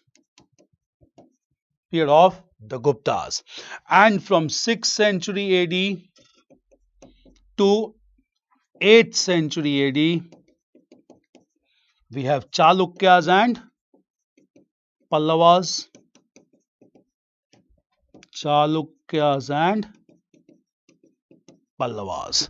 And at the same time, from 7th century AD, North India, to 7th century AD to mid of 7th century AD, that is 7th century AD only completely, We have Harshvardhan. We have Harshvardhan. Clear? This chronology should be there with you. Clear? So prehistory, proto-history, history. This is also known as the Vedic age. Vedic age, early Vedic age and later Vedic age. 6th century BC, second urbanization, Buddhism, Jainism, Ajivikas and Mahajanpas. 4th to 2nd century Mauryas, 2nd to 3rd century AD post-Mauryan phase, 4th to 6 Guptas, 6 to 8 Chalukyas and Pallavas, 7th century in between North India, dawn period of Harshvardhan. Clear? No, this is the, no. It's clear. Now coming to again, clear. I'll come to a question. Clear. Now we need to understand about elaborately about cultural growth and development. Clear, because cultural development needs to be emphasized a lot. Have this chronology with you and just try to fit in the cultural developments. Clear. And cultural developments, first of all, we'll discuss art, architecture, sculpture, literature, and even performing arts. Clear. Now coming to this development. Clear. Before we start with this cultural growth and development together elaborately, first of all, we'll take some questions. Clear? So, what is the difference Syadwad and Anekantwad in Jain philosophy? Clear? Syadwad basically means that there are ways to attain or to reach the ultimate truth. Clear? That is different ways. Anekantwad emphasizes that there should not be only a single way. There should be multiple ways or multiple options used by the people to reach to ultimate truth. So both leads us into or leads to ultimate truth, and therefore the philosophy is known as Syadwad and Ekantwad. Clear? So whether Parasnath Hill and Marangburu same or different? Clear? See, basically in Parasnath Hill there's a region known as Marangburu. Clear? Which is claimed by the Santals as their hill deity. Clear? And that resulted into conflict with Santals and the Jain even British period. And in British period the Privy Purse in London, they give verdict in favor of the Santals. Clear? And this since then it has been a controversial topic between Santals and the Jains. Clear? So with respect to Saptarishi seals, whether these seals belong to Vedic age or Indus Valley, largely it is considered to be belonging to Indus Valley civilization. So stupa is not Buddhist origin, then from when? Clear? So if you look into origin of stupas are purely Buddhist in origin. We don't come across any predecessor of stupas. Clear? So stupas are purely Buddhist in origin. All the mounds which has been found in southern part of India belonging to megalithic phase also, ash mounds also, they cannot be compared with stupas. Clear? Because stupas are hollow from inside and these mounds had solid stuff within itself. Clear? What is Ajivikas? Again, I'll let you know. Clear? Ajivikas basically, clear? Ajivikas was a religious sect established along with Buddhism and Jainism. It was founded by Makkali Goshala and it advocated the principle of Niyati or destiny. So it advocated the principle of Niyati or destiny. Clear? So Niyati or destiny. Now coming to Niyati or destiny, which means that good or bad karma, good or bad deeds cannot change the future. Future is predetermined, it will happen, and this philosophy is known as Niyati or destiny. Since it emphasized on pessimistic approach that nothing can change, nothing can take place in a better form. Clear? This pessimistic approach prevented the Ajivikas to become as popular as Buddhism and Jainism, which provided optimistic approach. Clear? So this philosophy is known as Niyati, and the sect that began to follow this philosophy came to be known as Ajivikas. Theravada Buddhism. Theravada Buddhism means the Buddhism that believed in basically magical rituals and rites. Clear? This Theravada Buddhism became more popular in Tibet and in some parts of Ladakh region. Clear? So many unusual terms were asked from ancient participants from Sangam age. From where to prepare those? Okay. If you want the terms to be given, I'll be giving you terms of Sangam age also. Don't worry. Clear? Okay. Just let me know. We'll be doing the terms also. Don't worry about it. Clear? So terms of Sangam age. Fine. Clear? Any sir, can you provide the list of terms used in ancient history like Sannidhata? Sannidhata and Samaharta were used in Arthashastra. Sannidhata was basically custodian of revenue, treasurer, and Samaharta was revenue assessor. Clear? But if you want terms, okay, terms of ancient history as well, I'll take care of it. So please explain the difference between Syadvad and Ekantvad in Jain philosophy. Clear? See, Syadvad and an Ekantvad. There is also known as Nyayavad. Clear? There are these ways to attain or to reach the ultimate truth. Clear? According to Syadvad, clear? If you apply your rationality, scientific logic, clear? With rationality or scientific logic, you can reach up to the ultimate truth in Jainism. Clear? This is Syadvad. Anekant means not only rationality, scientific logic. There can be multiple ways through which truth can be attained, and this way or this concept of attaining the truth through multiple ways, this concept is known as Anekantvad. Clear? So Anekantvad is a philosophy whereby all major options are to be utilized in order to reach the ultimate truth. Unlike the Sadvad that emphasizes only on rationality and scientific logic. Clear? This is not emphasized only in Anekantvad. There are other options open for the people to reach the ultimate truth. Difference between Syadvad and Anekantvad. Clear? So two things are there, terms in ancient history, and at the same time you want me to discuss about unusual terms. Okay, we'll come to terms also. Clear? Terms can be asked. Is that clear? Now coming to cultural growth and in cultural growth and development also will come to many terms. Clear? Now coming to this. Clear? Just understand, real beginning of artistic development after Indus Valley civilization. Clear? The real beginning of artistic development, architectural development, sculpture development, and even literature. Clear? Started from the Mauryan phase. Clear? It was the first empire established in India. Before that, everything was going in a flux. Clear? So no royal patronage could be given to cultural activities. So real growth and development in cultural activity started with establishment of Mauryan empire. Clear? And Mauryan rulers contributed significantly towards cultural growth and development. Clear? Now, first of all, what were the elements of culture in Mauryan Empire or elements of Mauryan culture? Clear? See, Mauryans were the rulers who patronized heterodox religions in India. Chandragupta Maurya supported Jainism, Bindusar supported Ajivikas, Asok supported Buddhism, and even weak rulers either supported Ajivikas or Buddhism in India. Clear?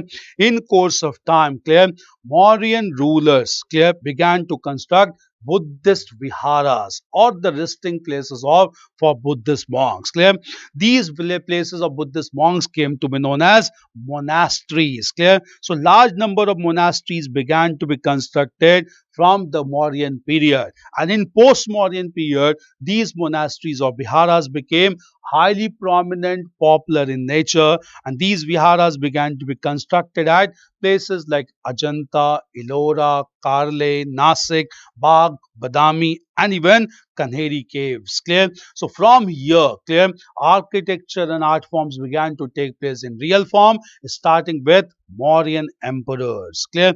So starting with art. Clear? So coming to art, architecture, right? Cultural developments. Cultural developments. We'll discuss elaborately. Cultural developments in ancient India. In ancient India. Clear? Right. Clear first. Clear? Right. Heading as. Now, and just understand. Clear? Elements of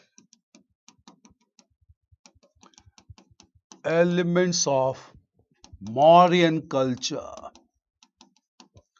Elements of Mauryan culture. From here only. Clear? Now, first of all, the elements of Mauryan culture. Clear?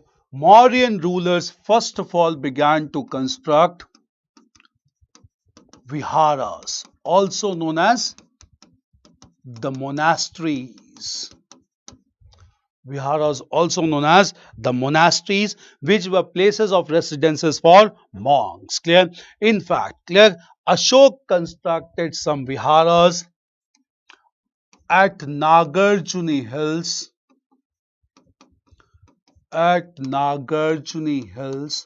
known as the Barabar caves, for the Ajivika monks. Clear? So this marked the beginning of Vihara constructions from the Mauryan phase. Clear? After Mauryan phase, by the end of Mauryan phase only, clear, large number of viharas began to be constructed, and these viharas began to be constructed at places like Ajanta, Ellora, Bagh, Nasik, Kanheri,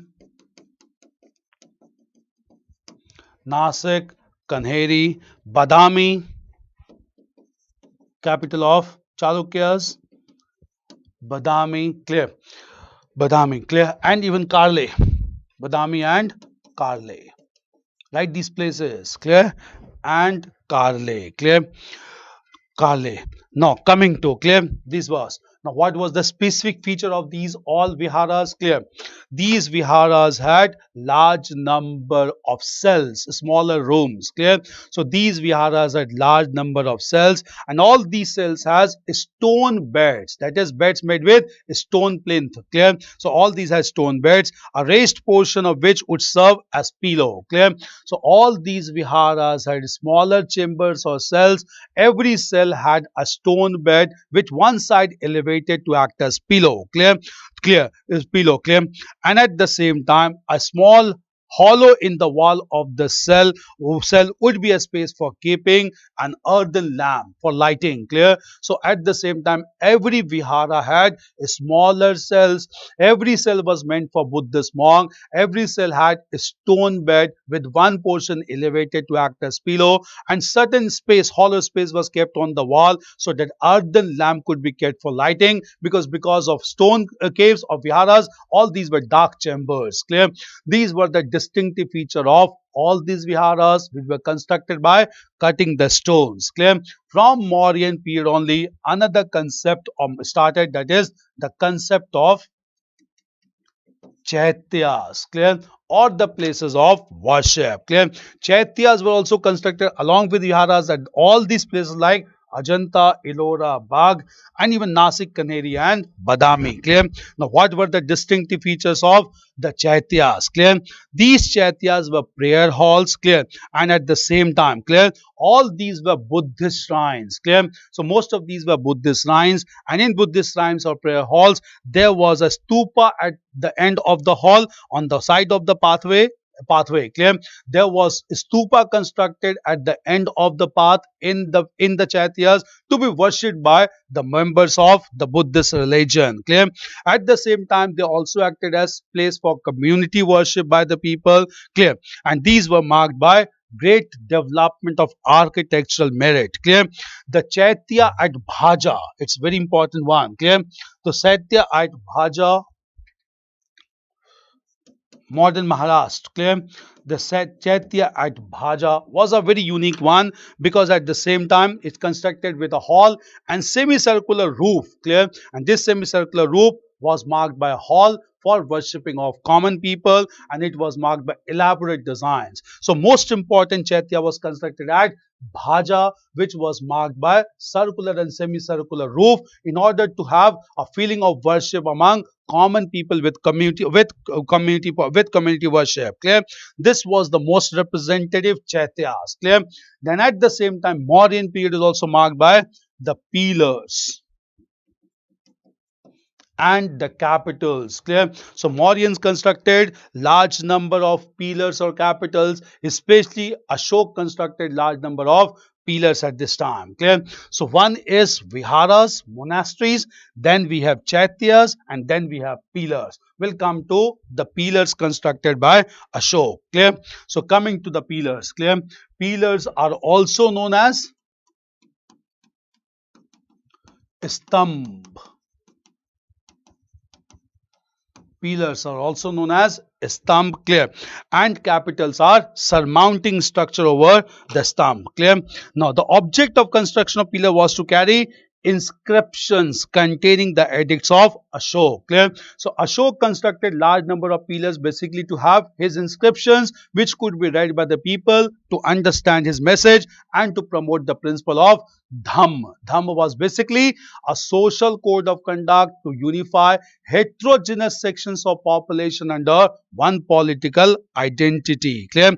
The pillars of modern times were rock cut pillars. They were carved out from single stone, and the most distinctive feature was all these pillars were monolithic in nature. All these pillars were monolithic in nature. Clear? And on top of these pillars, animal images or sculptures were carved out, and these animals included lion, bull, and elephant. Largely. Clear? So capitals was marked by lion, bull, and elephant. Clear? Largely. Clear? Lion, bull, and elephant. At the base of these capitals there would be inverted lotus, and this inverted lotus was also known as inverted bell. Clear? So at the same time, what were these major pillars? Clear? We have one pillar at Sarnath near Banaras in Uttar Pradesh, constructed by Ashok. Another is Lauria Nandangarh. Lauria Nandangarh in Bihar. Clear? Then we have Vaishali, again in Bihar, the pillar. Then we have Rampurva, Champaran in Bihar. Rampurva, Champaran in Bihar. Clear? And then we have elephant at Sankisa. Sankisa. Clear? So at Sankisa or Sansika, Farrukhabad in UP. Clear? All these are pillars which are constructed by Ashok at different places. Clear? These pillars are considered to be very important one. Clear? So these are pillars. Sarnath pillar is the most important one because 4 lions are sitting back to back, and this pillar or this image of 4 lions has been adopted as a state emblem by Government of India, which even contains the line Satyamev Jayate, taken from Mundak Upanishad. Clear? Apart from this, Mauryan period is also important for another constructive work, construction, and this construction was in form of the stupas. Ashok started the construction of stupas in India, and these stupas were constructed by Ashok to worship the remains of Gautam Buddha. Clear? The most important stupa being constructed at Sanchi near Sarnath, Sanchi near modern Madhya Pradesh. Clear? Near Bhopal. Clear? Coming to this structure. Clear? It is a hemispherical structure constructed. On top of this structure, there is a rectangular box where remains of Gautam Buddha are kept. This is known in Buddhist religion as Harmika, which is surmounted by 3 circular discs, and this is known as Chhatri, which indicate the teacher, the teaching, the taught. Clear? This is one thing. At the same time, clear? This hemispherical structure is surrounded by a circular path. This path is known as Pradakshinapath or circumambulatory path, so that worshippers can move around to worship the images of Gautam Buddha. Clear? At the same time, this whole structure is surmounted or is enclosed within a large boundary wall. Clear? This boundary wall is known as Vedika. This boundary wall is known as Vedika, and it is interspersed with 4 gateways at 4 corners, and these gateways are known as Toran. These gateways has panels which depict the previous birth of Gautam Buddha taken from Jatak stories, and this place in between the enclosed boundary wall and the Pradakshina path, this place is known as Medhi. This place is known as Medhi. Clear? So these are terms to be known for stupas. Clear? The most important stupa constructed at Sanchi. Sanchi is very important because it has been declared as solar city, first solar city in India. Clear?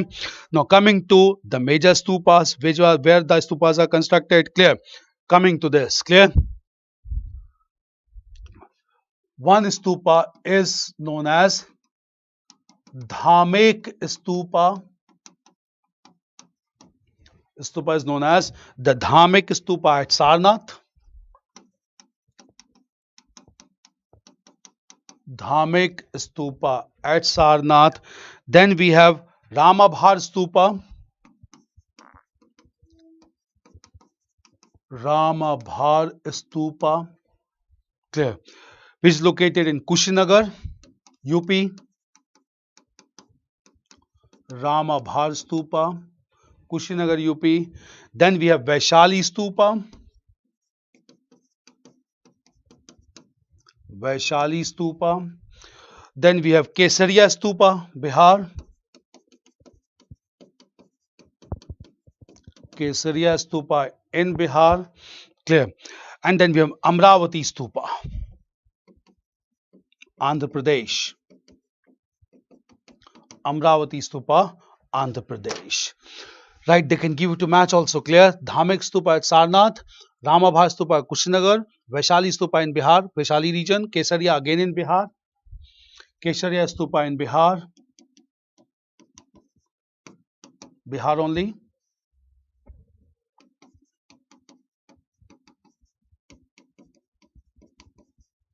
Amravati, Andhra Pradesh. Amravati, Andhra Pradesh. Clear? Andhra Pradesh, Amravati Stupa. Clear? These were stupas. Clear? Now, coming to Mauryan period, sculptures were promoted. Artistic development that include sculptures as well.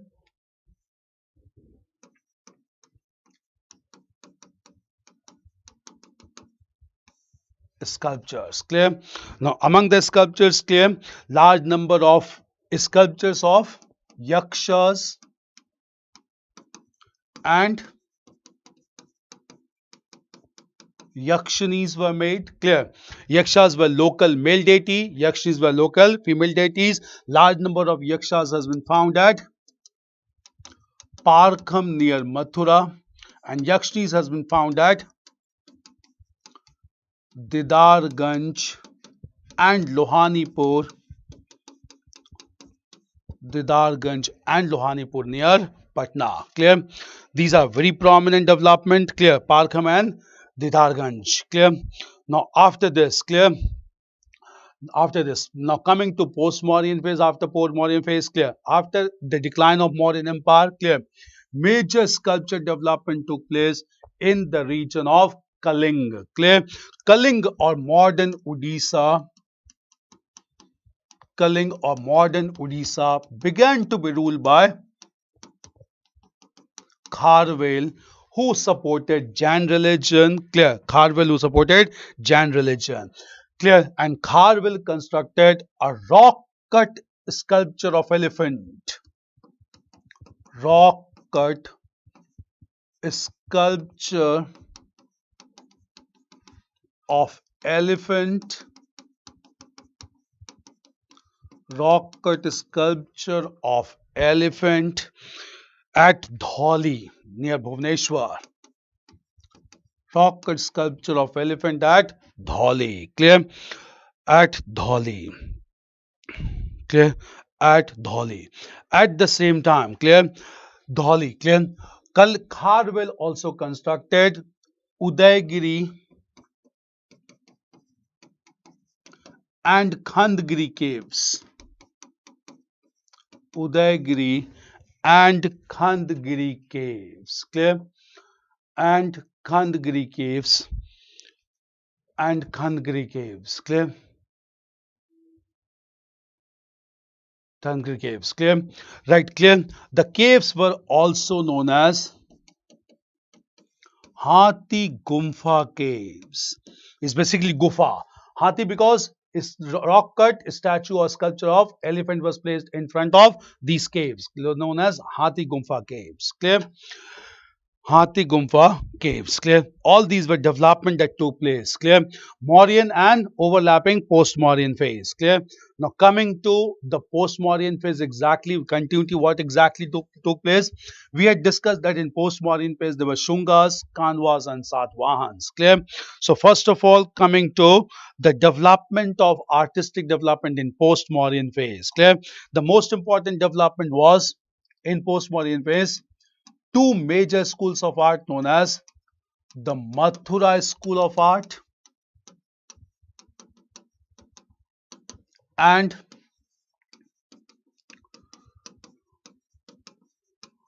the Gandhar School of Art, and thirdly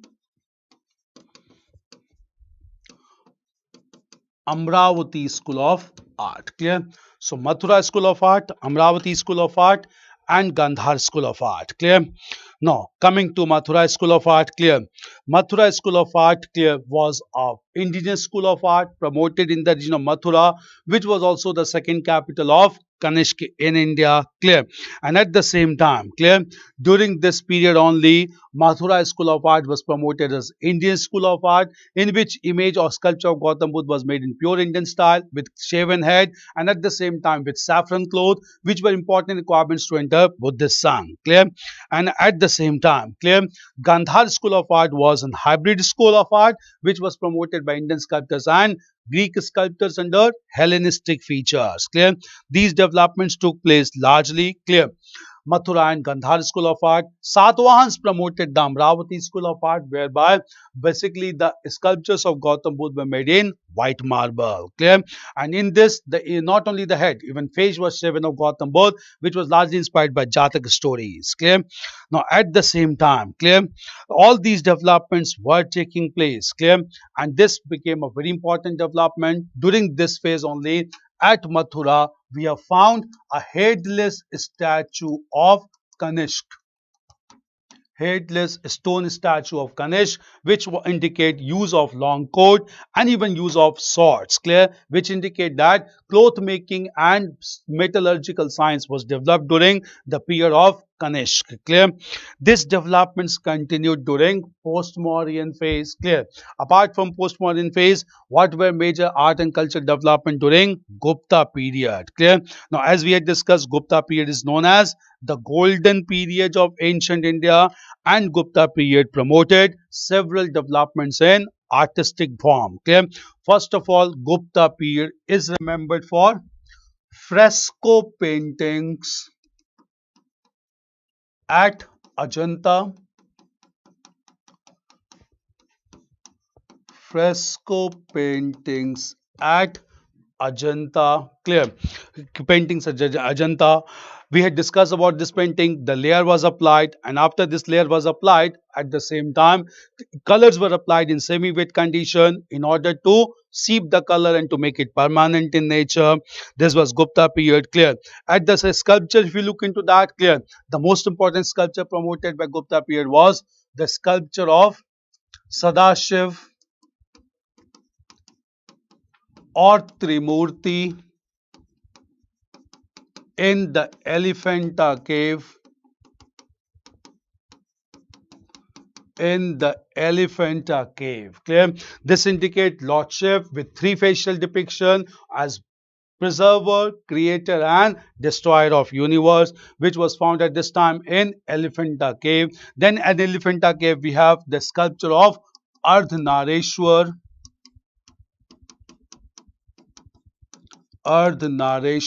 in which half goddess Shiv and goddess Parvati is shown. There is half male and female is shown, and this sculpture is known as Ardhanareshwar, which was also a very important development. Clear. Apart from Chaturmukh temple at Nashnakutara, we discussed about this Dashratar temple also. Clear. Made at the same time, post Gupta period, their influence on culture. In post-Gupta period, the Chalukyas and Pallavas contributed significantly, and we had discussed about the temple construction and sculpture art at Mahabalipuram or Mammalapuram. Clear? So all these developments took place, clear, in the ancient times. Clear? These developments or these major two schools must be known to all of you. They are very important ones, and all these are considered to be important for your examination. Clear? So this was all related to ancient India. Now two things that you have told me. One thing is basically the cultural terms, the terms related to ancient India, and second is terms and terms related to ancient India. I got this. Yeah, terms, many unusual terms. Okay, fine, we'll do the terms also.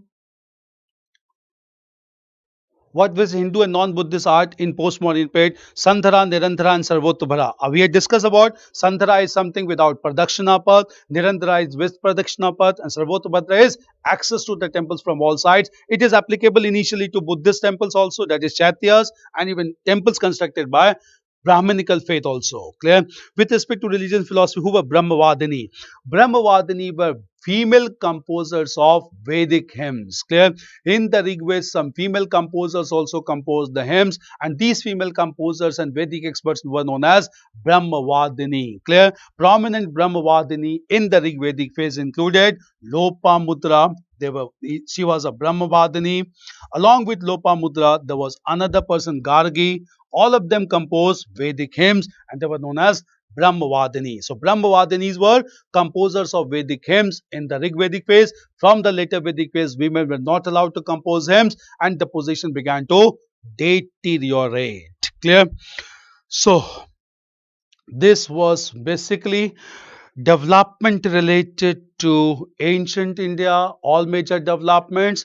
Now we'll come to early medieval phase, which is very important for examination. Terms you have asked, we'll have a set of terms. I'll discuss the terms also. Ashes of Buddha is put into Hermic or not? No.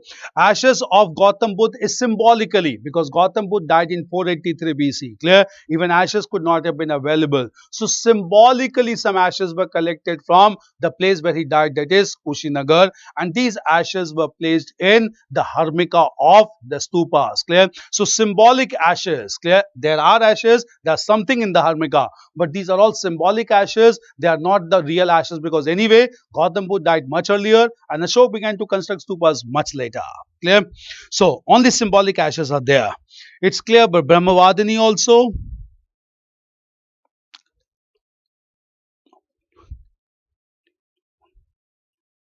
it is clear? No, just understand. Clear? Test would be given to you, subject related test, 10 to 12 questions I'll repeat, and current affairs test. Write the test. Tomorrow we'll discuss the answers of those tests also along with explanation. Clear? So tomorrow we'll have a discussion on this test as well. Clear? So questions we had discussed, all the questions. Terms I'll discuss tomorrow related to ancient India, all the major terms related to ancient India. We'll come to those terms also. See, if you find such things, just let me know. We'll come to those terms of those developments as well. Is it fine? So we'll wind up here. We'll continue from here tomorrow. Clear? We'll start first of all complete ancient India. We'll discuss about terms at the same time. Then we'll proceed to discuss about early medieval phase. Clear? Terms are equally important in early medieval phase as well. Okay. Thank you. All the best.